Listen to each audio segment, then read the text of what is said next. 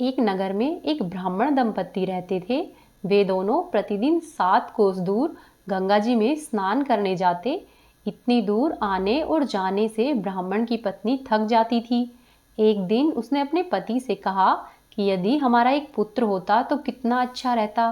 पुत्र के बहू आती और जब हम लोग स्नान करके वापस घर पर आते तो हमें घर पर खाना बना बनाया मिलता और बहू घर का सारा काम भी कर देती।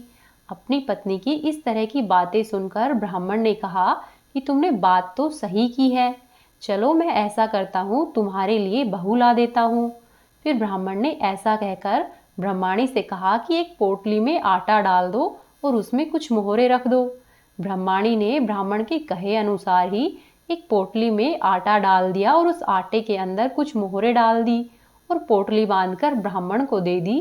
ब्राह्मण उस पोटली को लेकर घर से निकल लिया।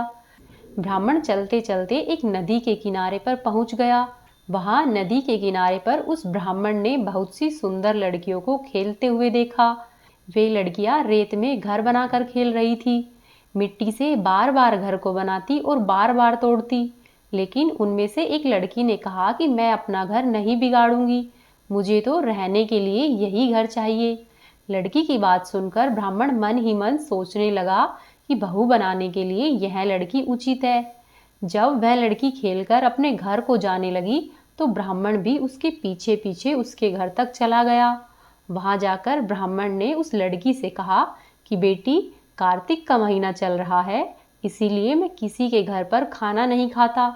मैं अपने साथ आटा लेकर आया हूँ। तुम ऐसा करो, अपनी माता से पूछकर बताओ कि क्या वह मेरे लिए आटा छानकर 4 रोटियां बना देगी। यदि वह मेरा आटा छानकर रोटियां बनाएगी तो ही मैं रोटियां खाऊंगा। लड़की घर के अंदर गई और अपनी माँ को सारी बातें बताई। तब लड़की की माँ ने कहा कि ठीक है, जाकर ब्राह्मण देव से कह दो कि वह अपना आटा मुझे दे दे, मैं उससे रोटी बना दूंगी। फिर ब्राह्मण ने अपना आटा लड़की को दे दिया और लड़की ने वह आटा अपनी माँ को दिया। जब लड़की की माँ आटा छानने लगती है तो आटे में से कुछ मोहरे निकलती है। वह सोचने लगी कि जिसके आटे में इतनी मोहरे है उसके घर में कितनी मोहरे होंगी। इस तरह से उसने खाना बना दिया। फिर जब ब्राह्मण खाना खाने बैठा तो लड़की की माँ ने उस ब्राह्मण से पूछा, क्या आपका कोई लड़का है और क्या आप उस लड़के की सगाई करने जा रहे हो। यह सुनकर ब्राह्मण ने कहा कि हाँ, मेरा लड़का तो काशी में पढ़ने गया हुआ है, लेकिन यदि तुम कहो तो खांड कटोरे से विवाह करके तेरी बेटी को अपने साथ ले जाऊं। तब लड़की की माँ ने कहा कि ठीक है ब्राह्मण देव। इस पर लड़की की माँ ने लड़की की खांड कटोरे से शादी करके ब्राह्मण के साथ भेज दिया। ब्राह्मण ने घर आकर कहा कि रामू की माँ, दरवाजा खोल, मैं तेरे लिए बहू लेकर आया हूँ। ब्राह्मण की पत्नी भीतर से ही बोली, हमारे तो कोई बेटा ही नहीं है तो बहू कहाँ से आएगी। दुनिया तो अब तक ताने मारती थी, लेकिन अब तो आप भी ताने मारने लगे हो। तब ब्राह्मण ने कहा कि तू दरवाजा तो खोल। जब ब्रह्माणी ने दरवाजा खोला तो अपने सामने बहू को खड़ी देखा। उसने बहू का स्वागत किया और आदर सत्कार के साथ अंदर लेकर आई। अब जब ब्राह्मण अपनी पत्नी के साथ नदी में स्नान करने जाता तो पीछे से बहू घर का सारा काम करके और खाना बनाकर तैयार रखती। वह उनके कपड़े धोती और रात को उनके हाथ पैर भी दबाती थी। इस तरह से बहुत दिन बीत गए। ब्रह्माणी ने अपनी बहू से कहा कि बहू, कभी भी चूल्हे की आग बुझने मत देना और मटके का पानी खत्म मत होने देना। परंतु एक दिन चूल्हे की आग बुझ गई। यह देखकर बहू घबरा गई और भागी भागी अपनी पड़ोसन के पास गई और कहने लगी कि बहन, मेरे चूल्हे की आग बुझ गई है, मुझे थोड़ी सी आग चाहिए। मेरे सास ससुर सुबह 5 बजे से ही गए हुए हैं, वह लोग थके हुए घर पर आएंगे, इसीलिए मुझे उनके लिए खाना बनाना है। यह सुनकर पड़ोसन ने कहा कि तू तो बावरी है, यह दोनों मिलकर तुझे पागल बना रहे हैं, इनके कोई पुत्र नहीं है, ये तो निसंतान है। तब बहू ने कहा कि नहीं बहन, ऐसा मत कहो, इनका बेटा तो बनारस काशी में पढ़ने के लिए गया हुआ है। इस पर पड़ोसन ने कहा कि यह तुझे झूठ बोलकर लाए हैं, मेरी बात सच है, इनके कोई बेटा नहीं है। अब बहू पड़ोसन की बातों में आ गई और कहने लगी कि बहन, अब आप ही बताओ मैं क्या करूं।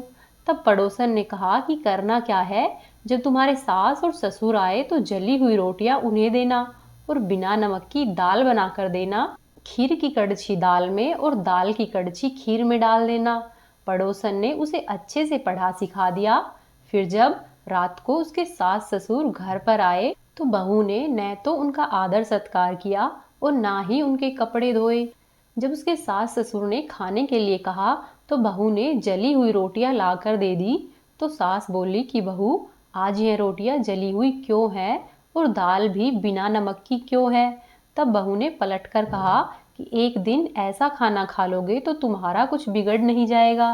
सास और ससुर को खरी खोटी सुनाकर वह फिर से पड़ोसन के पास गई और बोली कि बहन, अब बताओ मुझे आगे क्या करना है। तब पड़ोसन ने कहा कि अब तुम सातों कोठों की चाबी मांग लेना। अगले दिन बहू ने वैसा ही किया। अगले दिन जब ब्राह्मण और ब्राह्मणी गंगा स्नान के लिए जाने लगे तो बहू जिद पर अड़ गई कि मुझे तो सातों कोठों की चाबी चाहिए।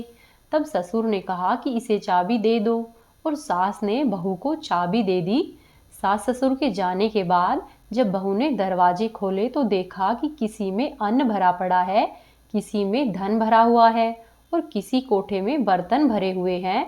जब उसने सबसे ऊपर का सातवां कोठा खोला तो देखा कि शिव जी, पार्वती माता, गणेश जी, लक्ष्मी माता, पीपल पथवारी, कार्तिक के ठाकुर, राई दामोदर, तुलसी जी का बिडवा, गंगा जमुना और 33 करोड़ देवी देवता सभी वहां पर विराजमान है। वहीं पर एक लड़का चंदन की चौकी पर बैठा हुआ है और माला से जाप कर रहा है। यह सब देखकर उसने लड़के से पूछा कि तुम कौन हो? तब लड़का बोला कि मैं तुम्हारा पति हूँ और अभी दरवाजा बंद कर दो, जब मेरे माता पिता आएंगे तभी दरवाजा खोलना।